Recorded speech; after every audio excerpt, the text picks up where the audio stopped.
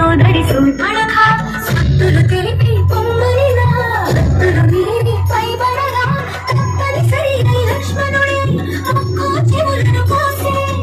అన్నా చూడని అక్క సుఖక్కు చురావణ చేరెను లక్కసి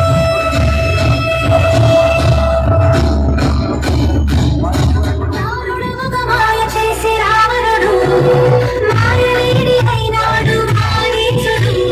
సీత కొరకు రాని వెనుక పరిగెడి శ్రీరాముడు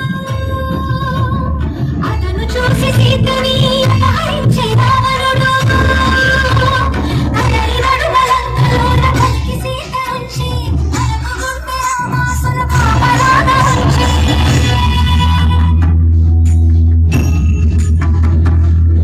శోక జలది తానైనది వైదేహి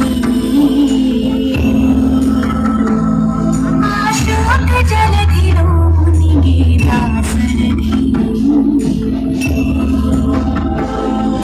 సీతా సీతా సీతా సీతా అని సీతకి వినిపించేలా